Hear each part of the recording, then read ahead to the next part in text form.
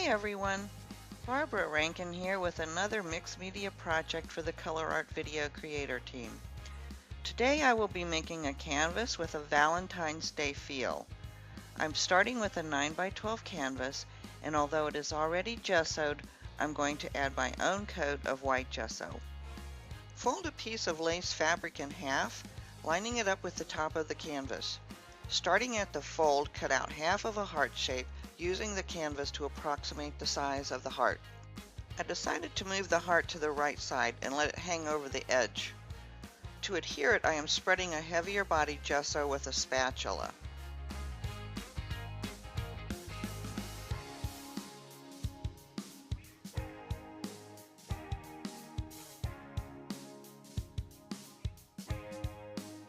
Add more gesso to the side and wrap the lace around the canvas to adhere it.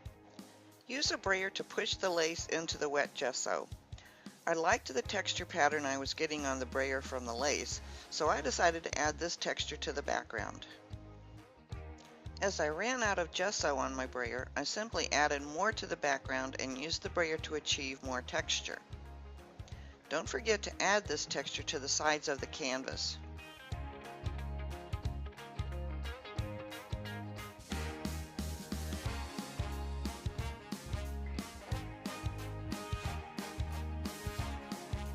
Run a bead of the Fast Grab tacky glue around the edge of the heart-shaped lace. Lay the trim in the glue, cutting where needed to make those sharp turns.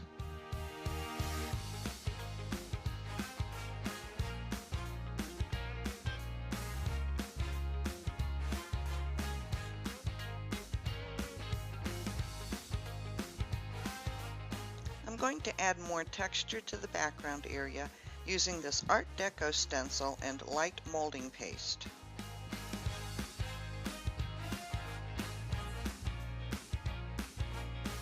I'm spreading it randomly through the stencil so I don't get any squared off edges.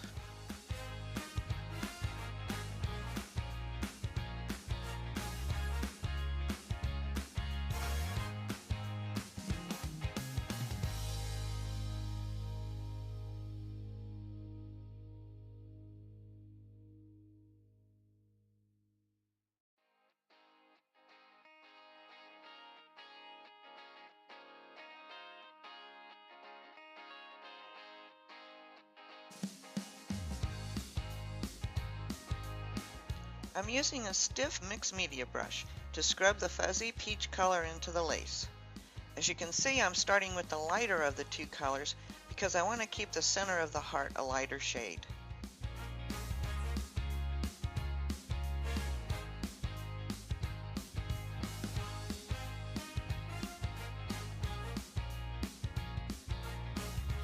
Next, I'm painting the lace trim around the heart with that Love Struck Silks.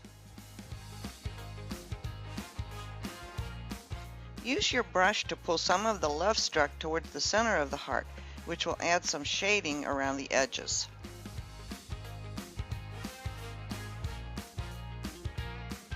For the background area, I've chosen two silks colors. The first one is Guatemalan Green, and the second one is African Jade.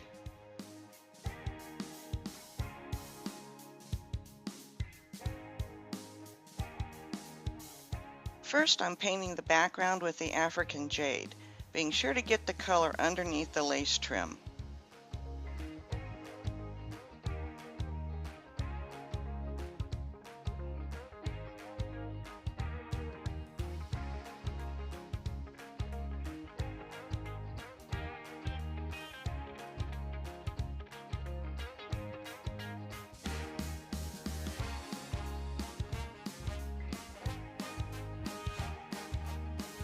Next, I'm adding the Guatemalan Green, but in a random fashion. I want some of the bluer African Jade to show through too.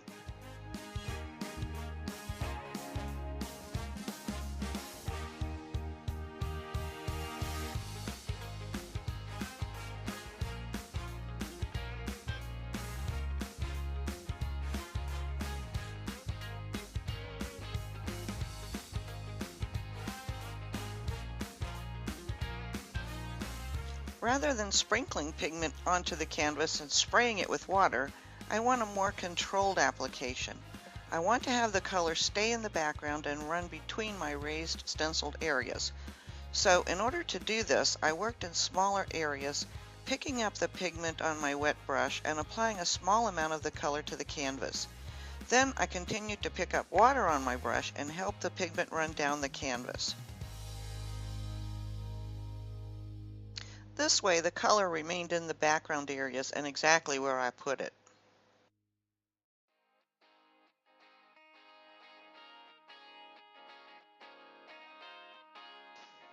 Here you can see on my brush how little pigment is needed for this.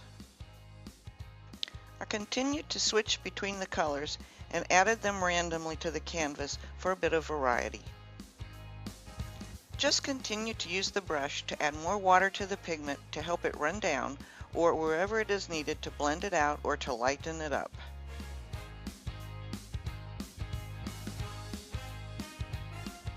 Next, I'm going to show you how to add some gold leafing flakes to your mixed media backgrounds. As you can see, the flakes come in different colors. They are very thin and sometimes larger than they seem. You can carefully open them up to reveal larger pieces.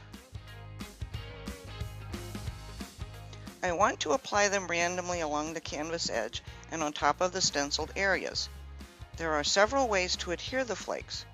You can use any glue stick. This one here is from Paper Studio.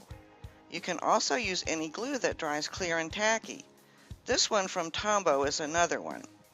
The manufacturers of the flakes also carry their own glue too, and you can also adhere the flakes to your score tape or any double-sided dry liner tape, but you will of course get straight lines.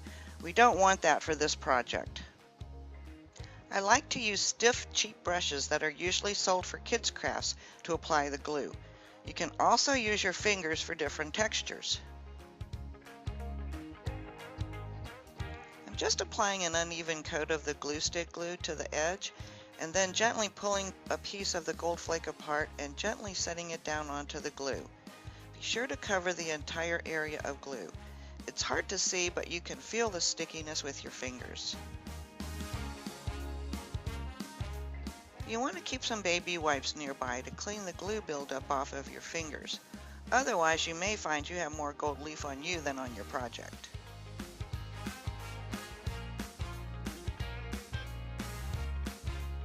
I've squeezed a small puddle of the Tombow mono glue onto my mat. It is just off camera to the right, but I'm using my finger to grab small amounts of the glue and dab it randomly and hitting only the surface of the stenciled modeling paste. You will want to let this glue dry, and I did this in sections so I can more easily find the spots where the glue is applied.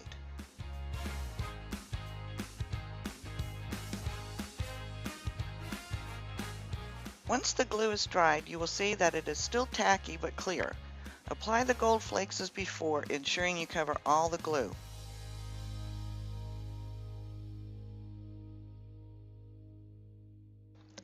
I'm going to remove the excess flakes using another clean, cheap, stiff bristled brush. If there are any flakes large enough to save, then put them back in your jar. Otherwise, just brush it off over a trash can.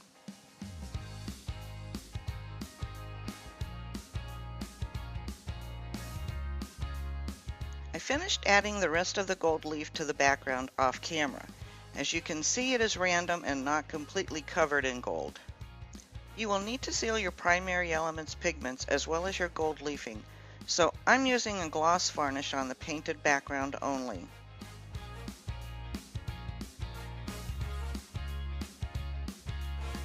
Time to embellish my canvas. I have this resin piece from Michaels that I think will be perfect for the center of my heart. Then I found these whirligigs I saved last spring as they fell off my Japanese maple tree. I think the color is a perfect match. I was thinking of adding some butterflies, and these look like butterfly wings to me. Let me see if I have enough and if I can match up sizes for a few butterflies. They are quite dry and a bit fragile, but I was able to gather enough for 3 butterflies. I will coat each one with some varnish or matte medium to protect and strengthen them before I add them to my canvas.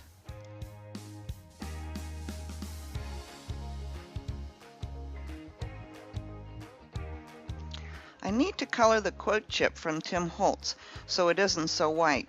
I used a baby white to pick up some fuzzy peach silks and wipe it across the chip, keeping the color rich but still translucent. Then I'll set it aside to dry. While that's drying, I'll use some fast grab tacky glue to adhere my resin embellishment to the center of the heart. As I mentioned earlier, I wanted to protect and strengthen these whirligig butterfly wings with some varnish before I adhere them to my canvas. I am using gloss varnish and coating both sides with it for maximum protection from breakage. I'll finish this off camera and come back when they are dry and ready to be glued into place. I found this quote in a package of quote chips from Tim Holtz, so I grabbed my Krylon Gold leaf pen and cut the words apart so that I could edge each one with it.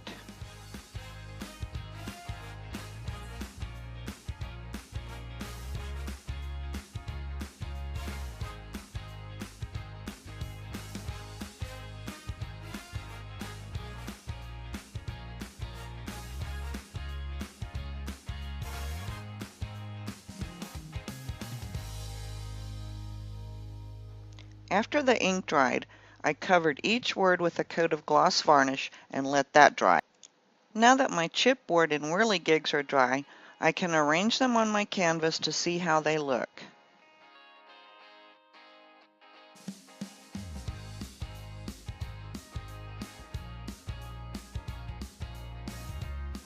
Once again, I'll use my old standby Aleene's Fast Grab Tacky Glue to glue everything in place.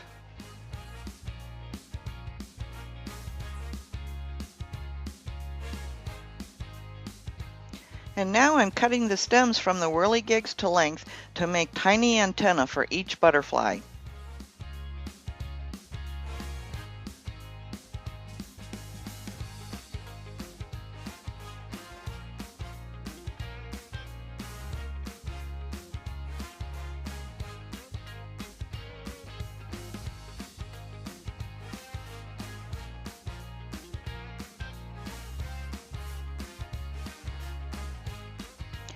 There are a couple of holes in my resin embellishment that need to be covered, so I chose these gemstones from Prima to fill them, and I'm using glossy accents to attach them.